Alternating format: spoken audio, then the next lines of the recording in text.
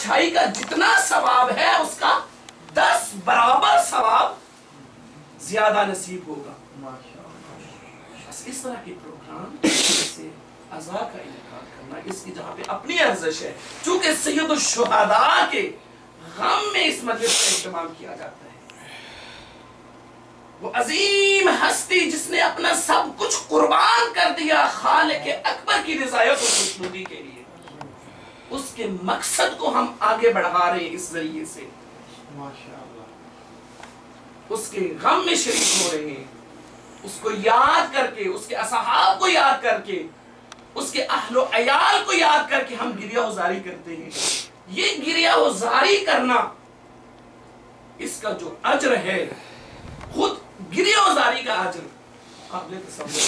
کیونکہ میں نے کل یا پرسوں ایک حدیث پڑھی تھی امام جعفر صادق سے، اللہم صلی علی محمد وعلی محمد. امام فرماتے ہیں کہ جو شخص ہماری مظلومیت میں غمگین ہو، رونا تو دور کی بات، ہماری مظلومیت میں فقط غمگین ہو، اس کا ہر سانس اللہ کی تسبیح اور اس کا ذکر ہے. ماشاءاللہ. ہر سانس جو ہماری مصیبت اور ہماری مظلومیت میں غمگین. ایک تو یہ مجالس ہیں جو باعث بنتی ہیں اس میں شرکا گریہ وزاری کریں، یا حد اقل ایک غم کی حالت ان پہ ضرور طاری ہو جائے، غمگین ہو. یہ ہر شخص کا ثواب، اور اس کے جو بانی ہے اس کو 10 گنا ثواب. ماشاءاللہ. اور پھر اس میں جو تعلیم و تربیت کے نکات بیان کیے جاتے ہیں، ہر مسئلے کو سننا، اس کے ثواب کا اندازہ نہیں لگایا سکتا. یعنی ہر لحظہ انسان کی آخرت کی کروڑوں سالہ زندگی کو بنا دیتا ہے ثواب. ایک لحظہ. اس لیے آخرت کی زندگی کوئی محدود زندگی اربوں سال کی آخرت میں اربوں سال ہے، اربوں سال ہے. اسلم لامحدود ہے. جب لامحدود ہے بس ہر لحظہ جو ہم اس زندگی میں گزارتے ہیں اصلاً قابل مقایسہ ہی نہیں ہے آخرت کی زندگی کے ساتھ. مقایسہ تب کر سکتے ہیں جب دو محدود چیزیں ہوں. کیسے یہ اس سے اتنے گنا چھوٹی ہے اور یہ اتنے گنا بڑی ہے. لیکن جب ایک چیز ہے ہی لامحدود، یہاں اصلاً قابل ایسا نہیں. ہماری زندگی کا ایک لحظہ جس کو ہم بڑی آسانی سے ہاتھ سے کھو بیٹھتے ہیں ادھر ادھر گھوم کے، بجائے اس کے کہ اس قسم کے پروگراموں میں ہم شرکت کریں، وقت دیں جو ہمارے لیے تقدیر ساز ثابت ہو سکتے ہیں، جو ہماری تقدیر کو بنا سکتے ہیں. اس میں تو نہیں آتے اور مختلف جگہوں پہ بیٹھ کے گھنٹوں گزار دیتے. ٹھیک ہے واقعہ افسوس ہوتا ہے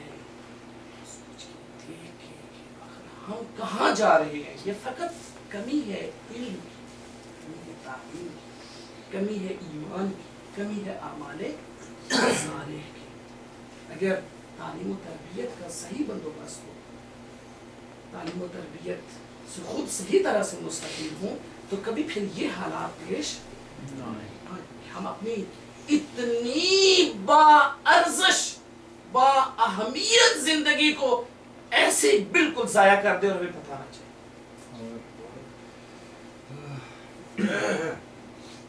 بہت بارزش زندگی ہے، قسم بخدا اتنی بارزش زندگی ہے یہ انسان کی کہ اصلاً کسی انسان کی عقل اس کا تصور نہیں کر سکتی. اتنی بارزش ہے.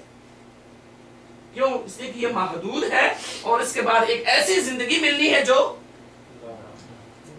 اور وہ نامحدود زندگی کا دار و مدار ہے اس محدود. جیسے یہ گزاری ہوگی اسی طرح کا نتیجہ انسان کو ملے گا اس زندگی میں جیسے یہ گزاری ہوگی. بس آپ دیکھیے کہ ایک لحظے کی کتنی قدر ہوتی ہے. اتنے خوش نصیب ہیں وہ لوگ جو اپنی اس زندگی کو تعلیم و تربیت میں کار خیر میں صرف کرتے ہیں، اپنی تربیت کرتے ہیں، اپنے دوستوں کی تربیت کرتے ہیں، اپنے اہل و عیال کی تربیت کرتے ہیں، نیک اعمال انجام دیتے ہیں، حلال رزق کے لیے محنت کرتے ہیں۔ حلال رزق کے لیے محنت کرنا خود عبادت ہے۔ جتنے محنت کر رہے ہیں، لحظہ بلحظہ جو گزر رہا ہے، سب لحظہ بلحظہ ان کا عبادت میں شمار ہو رہا ہے۔ بس میرے دوست، ضرورت ہے ہم اسلام کو صحیح طرح سے سمجھیں، اس کو مانیں اور اس کی تعلیمات پر عمل کریں، پھر ہم صحیح طرح سے اطاعت خدا کر سکتے ہیں، صحیح طرح سے ہم ایمان لا سکتے ہیں اور صحیح طرح سے ہم خدا کی اگر ہم نے ایسا نہ کیا تو پھر ہم بہت پیچھے ہوں گے، بہت نقصان میں ہوں گے۔ والعصر ان الانسان لفی خسر الا الذین آمنوا وعملوا الصالحات وتواصوا بالحق وتواصوا بالصبر لقد خلقنا الانسان فی احسن تقویم ثم رددناہ اسفل سافلین۔ بہت باارزش زندگی ہے جب انسان کے پاس معرفت ہوتی ہے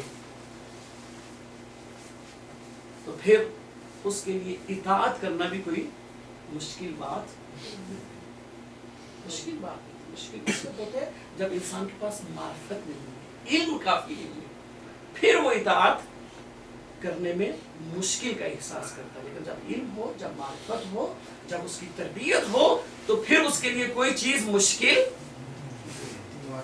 بہت آسانی سے اس پہ عمل کر سکتا ہے۔ صلوات پڑھیں محمد۔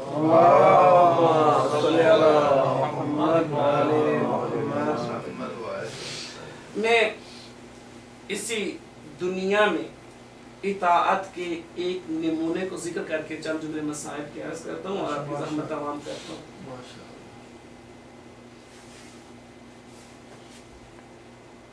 اطاعت کا انداز کیا ہونا چاہیے؟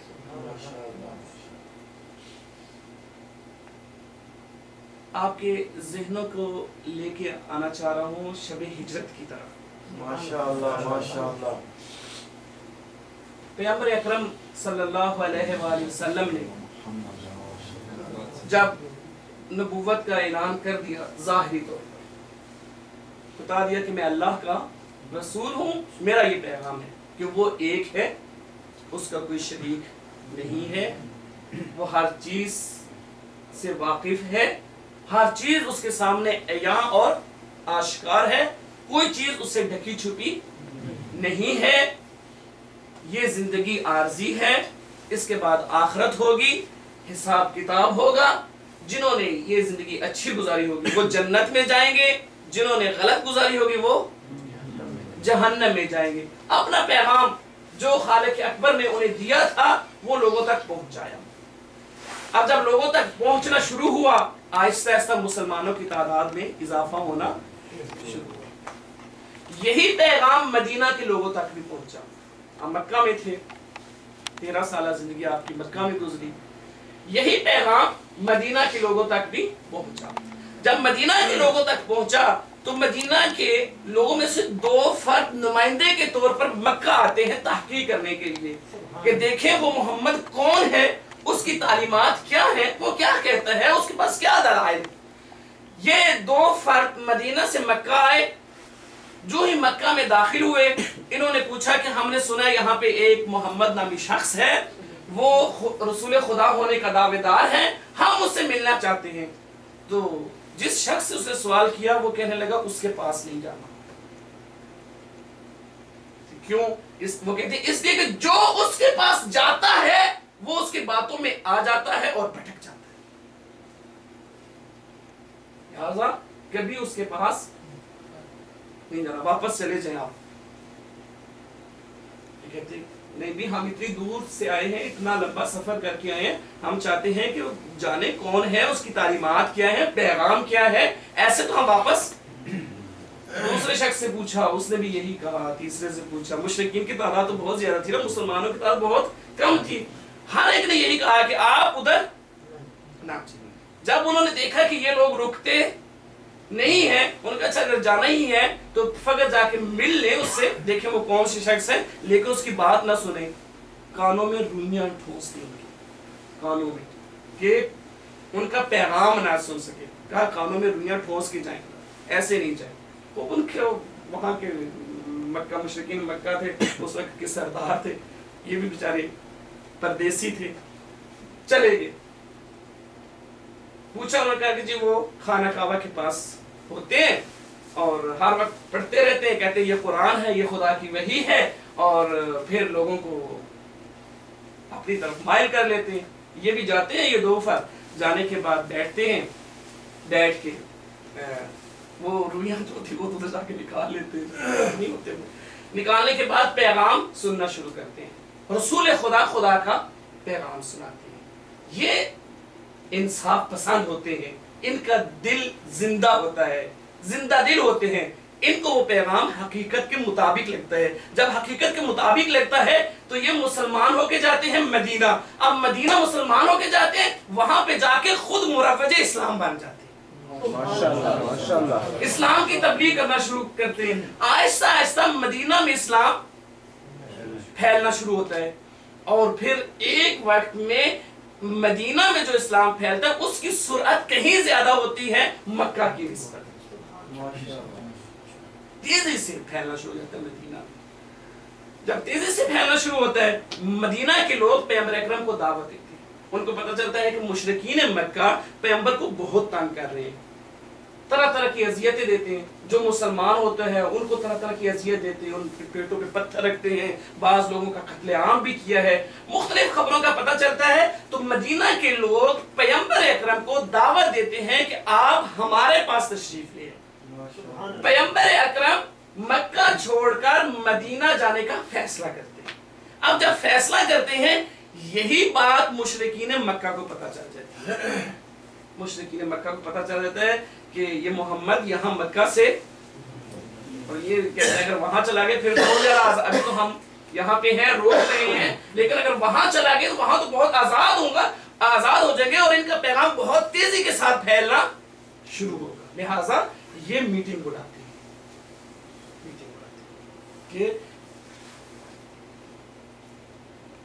ایسا دیکھا جائے، ایسا کوئی ہیلا، ایسی کوئی تدبیر سوچی جائے کہ اس محمد کو مدینہ نہ جانے دیا جائے۔ ایک ان کا اجتماعی مرکز ہوتا ہے، وہاں پہ مختلف قبیلوں کے سردار آتے ہیں، کئی افراد ہوتے ہیں، وہاں پہ ایک میٹنگ ہوتی ہے، میٹنگ میں مختلف رائے، مختلف تجاویز سامنے آتی ہیں۔ کوئی کہتا ہے کہ ان کو پکا پکا بند کر دینا چاہیے، جیل میں بند کر دینا چاہیے،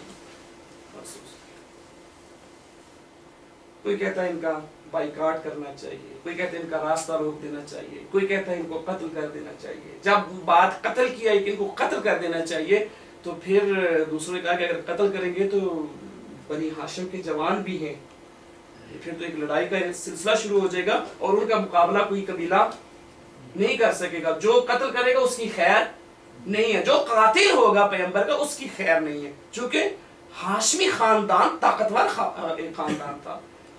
لہٰذا پھر ایک بوڑھا تھا، اس نے کہا کہ میری ایک رائے ہے، وہ یہ کہ ایک شخص قتل نہ کرے، اگر ایک کرے گا تو وہ تو پکڑا جائے گا، وہ تو مارا جائے گا، ایسا کرے مختلف قبیلے ہیں، سب قبیلوں کے 3-3 4-4 نمائندے لیے جائیں، سب مل کے ایک ہی دفعہ حملہ ہو، اور اس طرح یہ ہوگا پتہ نہیں چلے گا مارنے والا کون ہے، اور اگر پتہ بھی چل گیا کہ یہ جو افراد ہیں تو ہاشمی کس سے بدلہ لیں گے، اتنے قبیلوں کے مقابلے میں وہ ایک قبیلہ ہے۔ لہٰذا جب اس نے یہ رائے دی تو سب نے کہا ہاں بات ان کی ٹھیک ہے، یہ ایسے ہی ہونا چاہیے کہ اگر چلے گئے وہاں پہ تو مشکل، ابھی قید بھی کیا تو یہ بھی کوئی راہ حل نہیں ہے، اس کا مستقل راہ حل یہی ہے کہ چند قبیلے مل کر ہر قبیلے سے چند افراد انتخاب کیے جائیں اور وہ پیغمبر اکرم کو نعوذ باللہ قتل کرتے ہیں، اور ان کا پیغام یہاں ہی ختم ہو جائے۔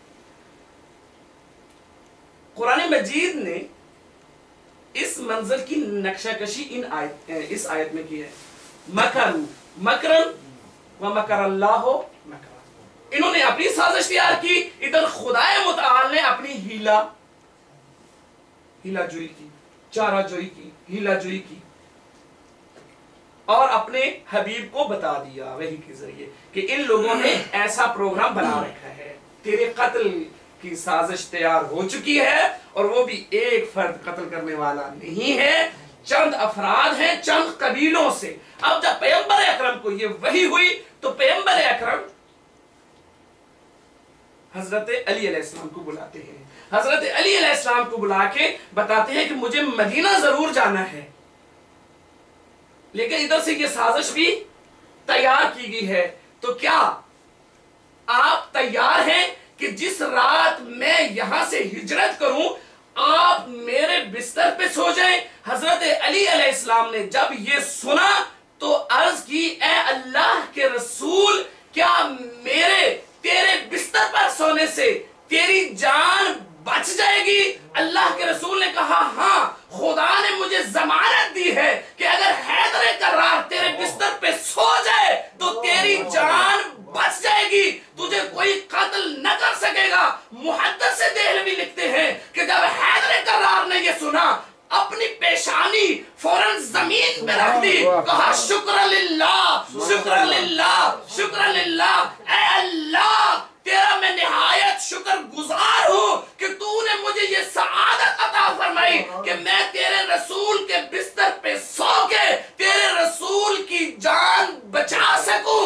محدث دہلوی کہتے ہیں یہ وہ پہلا سجدہ یہ شکر تھا جو اس روئے زمین پہ انجام پایا۔ ماشاءاللہ، نعرہ حیدری، ماشاءاللہ ماشاءاللہ، سبحان اللہ۔ یہ ہے اطاعت کا انداز۔ اللہ کا رسول کہہ رہا ہے، حیدر کرار یہ نہیں پوچھ رہے اللہ کے رسول آپ چلے جائیں گے میرا کیا بنے گا، پیچھے میرے ساتھ کیا ہوگا؟ کہا اللہ کے رسول آپ کی جان بچ جائے گی، اتنا سا سوال کیا فقط، کیا میرے سونے سے تیری جان بچ جائے گی؟ اللہ کے رسول نے کہا ہاں یقیناً میری جان بچ جائے گی۔ ماشاءاللہ۔ کسی تاریخ کی کتاب میں پھر بھی یہ نہیں ملتا کہ رسول نے علی کو دلاسا بھی دیا ہوگا کہ آپ کو بھی کچھ نہیں ہوگا، فقط اپنی جان کے بچ جانے کی خبر تو دی ہے، لیکن یہ نہیں کہا کہ آپ کو بھی کچھ نہیں ہوگا۔ لہذا حضرت علی علیہ السلام نے جب کہا کہ اللہ کے رسول میں بالکل آمادہ ہوں، وہ رات آ گئی جس رات کو پیغمبر اکرم نے ہجرت کرنا تھی۔ آپ اس رات کو حضرت علی علیہ السلام بستر رسول پہ سو گئے۔ مکہ کے گھر تھے، چھوٹی چھوٹی دیواریں ہوتی تھیں اس دور میں، ابھی بھی بعض اگر جائیں دیکھیں تو چھوٹی چھوٹی دیواریں، بڑی بڑی دیواریں نہیں ہیں، چھوٹی چھوٹی دیواریں تھیں۔ جو ہی رات ڈھلی ان مشرکین مکہ نے جو نمائندے تھے، جو ایک دو نہیں دسیوں افراد تھے، گھیراؤ کر لیا پیغمبر کے گھر کا تاکہ کہیں فرار نہ ہونے پائے۔ گھیراؤ کر لیا اور گھیراؤ کرنے کے بعد ادھر کھڑے ہو کے انتظار کرنے لگے کہ رات زیادہ ڈھل جائے پھر ہم حملہ کرتے ہیں۔ ادھر سے شور ہو رہا ہے، ادھر سے یہ دیکھ رہے ہیں کہ کوئی سو رہا ہے۔ تاریخ یہ بتاتی کہ ان لوگوں کو نظر آ رہا تھا بستر، اور یہ بھی نظر آ رہا تھا کہ یہاں پر کوئی سو رہا ہے۔ انتظار کرنے لگے کہ تھوڑی رات ڈھل جائے پھر ہم حملہ آور ہوں گے، پھر ہم حملہ کریں گے، اور آج رسول کو ہم زندہ نہیں چھوڑیں گے۔ ادھر سے کوئی کہہ رہا ہے ابھی حملہ کر دو، کوئی کہتا ہے نہیں ابھی تھوڑی دیر انتظار کرو، کوئی اپنی تلواریں دیوار میں مارا ہے، کوئی تلواریں تلواروں کے ساتھ ٹکرا رہا ہے۔ آواز بھی وہاں پہ ہے، بلند ہے، تلواروں کی آواز بھی بلند ہے، زبان سے نکلنے والی آواز بھی بلند ہے، لیکن تاریخ یہ بتاتی ہے کہ حیدر کرار جب اس رات کو سوئے اور سو کر صبح اٹھے تو کسی نے پوچھا اے حیدر کرار تیری رات کیسے گزری ہے؟ تو حیدر کرار قسم کھا کے کہتے ہیں جتنی پرسکون نیند حیدر کرار آج کی رات سویا ہے کبھی سویا ہی نہیں۔ ماشاءاللہ، سبحان اللہ، جتنی پرسکون نیند حیدر کرار آج کی رات سویا ہے کبھی سبحان اللہ. اور جب خدائے متعال نے اطاعت کا یہ انداز دیکھا کہ میرے حبیب کی اطاعت کر رہا ہے حیدر کرار، قرآن مجید اس کو ان آیات میں بیان فرماتا ہے وَمَن يَشْرِ نَفْسَهُ ابْتِغَاءَ مَرْضَاتِ اللَّهِ وَاللَّهُ رَءُوفٌ بِالْعِبَادِ. ایک ایسا شخص بھی ہے جس نے اپنی جان کی قربانی دے کر اللہ کی رضایت اور خوشنودی کو سبحان اللہ. خدا اپنے بندوں پہ نہایت رحم کرنے والا اور بخشنے والا اور مہربان ہے. ایک اور آیت میں فرمایا یا ایتھا النفس المطمئنہ ارجعی الی ربک راضیۃ مرضیہ فادخلی عبادی وادخلی جنتی. اے نفس مطمئنہ اپنے پروردگار کی طرف لوٹ اور اس کے مخلص بندوں میں داخل ہو جاؤ اور جنت میں چلے جاؤ. یہ وہ مقام تھا جو حیدر کرار کو اطاعت کی بنیاد پہ حاصل ہوا، اور پھر اس حیدر کرار کو اتنا مقام بلند ہوا کہ آپ جنت اور جہنم کی تقسیم کرنے والے قرار پائے. آپ کی اولاد حسن اور حسین نوجوانان جنت کی سردار قرار پائی، اور آپ کی زوجہ مطہرہ جنت کی خواتین کی سردار. ماشاءاللہ. سبحان اللہ. اطاعت کے نتیجے میں پھر منصب امامت پہ فائز ہوئے. منصب امامت جو خاتمیت سے کمتر ہے، دوسرا منصب ہے خالق اکبر کا. اور باقی جتنے بھی الہی مناصب ہیں، اسلام، ایمان، ولایت، نبوت، رسالت، فضیلت کے اعتبار سے یہ منصب اعلیٰ ترین منصب کا حامل ہے. نہ تنہا حیدر کرار ان کے بطن سے اس دنیا میں آنے والے ائمہ اطہار نے بھی اطاعت کا ایک ایسا نمونہ پیش کیا کہ لوگ یہ نہ کہیں ہمیں تو پتہ نہیں ہے اطاعت کس کو کہتے ہیں، عمل صالح انجام کیسے دیا جاتا ہے، کس قسم کے ایمان کی بنیاد پہ. ایمان اتنا بلند، عمل صالح اتنا بلند، اطاعت کی انتہا کر دی. اس سے بڑھ کر اور اطاعت کا تصور کیا ہو سکتا ہے کہ امام حسین علیہ السلام یہ فرماتے ہیں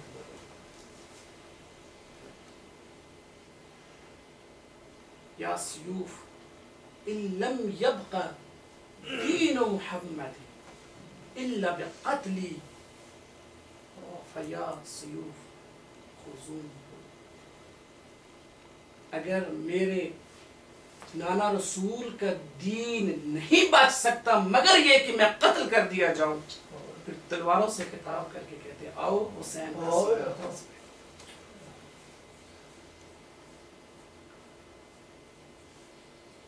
اطاعت کا یہ انداز روز عاشور ادھر سے نماز کا ٹائم ہوتا ہے، زوال ہوتا ہے، آپ اپنے اصحاب اہل و عیال کو کہتے ہیں جہاں ہے رک جاؤ. نماز با جماعت ادا کی جاتی ہے، با جماعت نماز ادا کی جاتی ہے روز عاشور.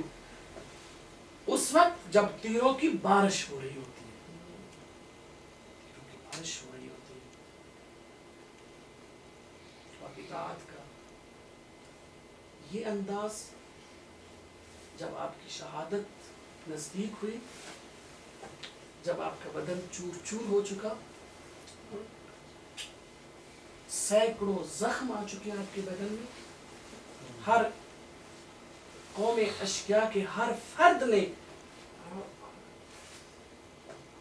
جو ظلم کر سکتا تھا اس نے کیا، تو اپنا سر، اپنی پیشانی خدا کی بارگاہ میں جھکا دی. اِنَّا لِلَّهِ وَإِنَّا إِلَيْهِ رَاجِعُونَ. سجدے میں سر رکھ کے اپنے ماننے والوں کو بتا رہے اس سجدے کی کتنی اہمیت ہے. اس نماز کی کتنی اہمیت ہے میرے دوست. اگر ہم ان کے پیروکار ہیں, اگر ہم انہیں ماننے والے ہیں, ضرورت ہے اس بات کی کہ ہم ان کی تعلیمات پہ عمل پیرا ہوں, ان کی سیرت کو اپنائیں اور اس قسم کے پروگراموں کا انعقاد کریں جو سینکڑوں نیکیوں کا بھی موجب ہے اور سینکڑوں لوگوں کی ہدایت کا بھی موجب ہے. ہم دوسری بہت سی چیزیں جہاں پہ پیسے خرچ کرتے ہیں, لیکن اگر اس قسم کے نیک کاموں میں پیسے خرچ کرنے لگتے ہیں تو شیطان فوراً ذہن میں ڈالتا ہے آپ کے پیسوں میں کمی آ جائے, آپ کاروبار کیسے کر سکتے ہیں, یہی پیسے آپ اس سے گھر کا خرچہ چلا سکتے ہیں. اس قسم کی بات یہ دل کو سمجھانے والی بات ہے. اگر ہمیں خدا کے وعدے پر یقین ہے تو خدا فرماتا ہے کہ جو شخص میری راہ پر پیسہ خرچ کرے گا میں کبھی اس کو ضائع نہیں ہوں. سبحان اللہ. اس سے بڑھ کر اور نیکی کا راستہ کیا ہے؟ اس سے بڑھ کر اور نیکی کا راستہ, کسی کو قرض دینا وہ بھی نیکی ہے, کسی کی ضرورت کو پورا کرنا وہ بھی نیکی ہے, لیکن وہ ایک فرد ہے جس کی آپ ضرورت پوری کریں. اگر کسی کو قرض کی ضرورت ہے وہ ایک فرد ہے جس کو آپ قرض دیں, ایک فرد. لیکن اگر اس قسم کی مجلس کا انعقاد کرتے ہیں, یہاں پہ دسیوں افراد ممکن ہے آپ کے اس اہتمام کے وجہ سے راہ ہدایت پر آ جائیں.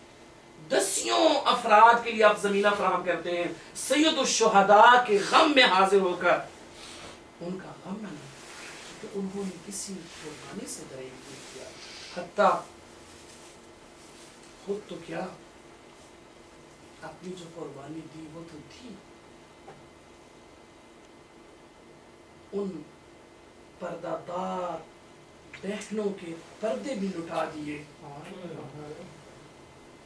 جو اپنے گھر میں پردے کی حالت میں کم سنی کے عالم میں اپنے بابا کے سامنے آتے ہوئے شرماتے. ارباب اعضاء آپ تاریخ کا مطالعہ کر کے دیکھیے نا, حضرت زینب ام کلثوم یہ پردہ دار بیویاں جب ان کا سن چھوٹا تھا تو بھی پردے کی حالت میں اپنے بابا کے پاس آتے ہوئے شرماتی تھی. وہ سید زادیاں, وہ پردے دار بیویاں جنہوں نے کبھی باہر کا ماحول ہی نہیں دیکھا تھا, اس اسلام اور اطاعت کی خاطر امام حسین ان کو ساتھ لے کر چلے اور کربلا کے میدان میں آئی.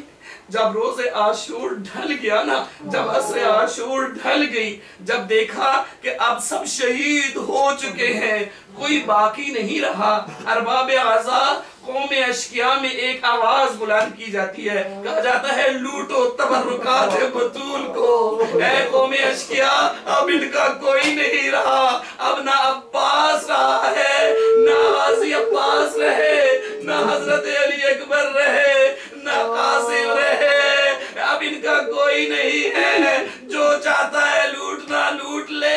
ارباب اعضاء جب حضرت زینب نے یہ سنا کہ اپنا پردہ اب بچنے والا نہیں ہے, فوراً وہ واقعہ یاد آ گیا, ذہن اس واقعے کی طرف گھوم گیا جو حضرت علی علیہ السلام نے کہا تھا اور جس کی بات حضرت غازی عباس سے روز عاشور کو کی تھی. ارباب اعضاء حضرت غازی عباس علمدار بھی تھے اور ان بیویوں کے پردوں کے محافظ بھی تھے, ان کی حفاظت کی ذمہ داری بھی حضرت عباس کے ذمے تھی. جب حضرت عباس نے حضرت امام حسین سے پانی لانے کی اجازت مانگی اور حضرت عباس چل نکلے تو حضرت زینب کہتی ہے بھیا عباس رک جاؤ, اب آپ جا رہے میدان کربلا کی طرف, اگرچہ پانی لینے جا رہے ہیں لیکن مجھے پتا ہے جو بھی میدان کربلا کی طرف گیا زندہ واپس نہیں آیا. ارباب اعضاء حضرت زینب نے حضرت عباس کو بٹھا کے کہنے لگی عباس بھیا مجھے ایک واقعہ یاد آ رہا ہے, میں چاہتی ہوں آپ کو وہ واقعہ بتا دوں. ارباب اعزاز حضرت عباس جو شہنشاہ وفا تھے, دونوں ہاتھ جوڑ کے کہنے آقا زادی وہ کون سا واقعہ ہے جو اس موقع پہ آپ کو یاد آ گیا. یہ کہنا حضرت زینب نے بیان کرنا شروع کیا.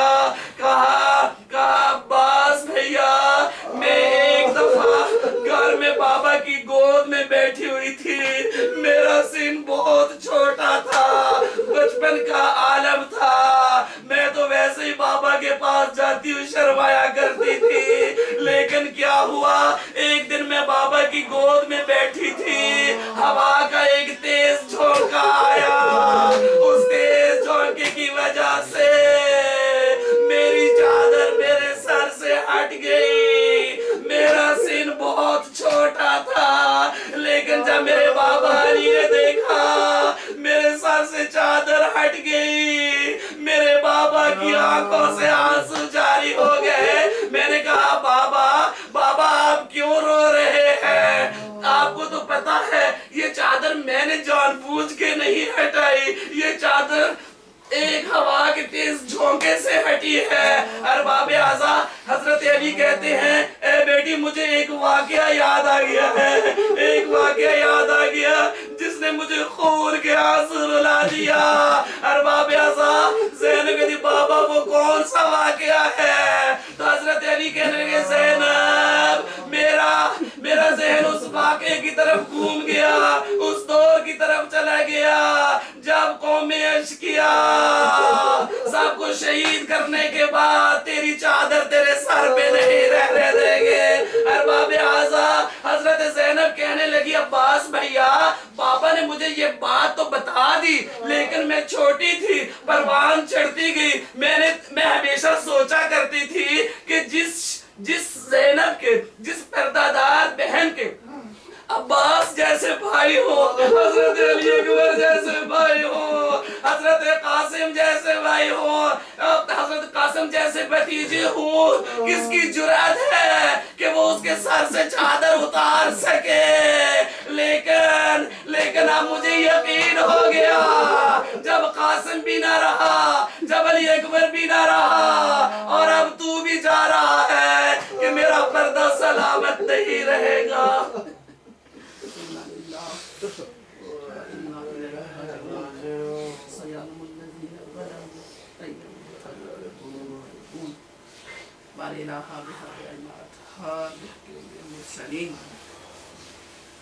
ہماری اس عبادت کو اپنی بارگاہ میں قبول و منظور فرما.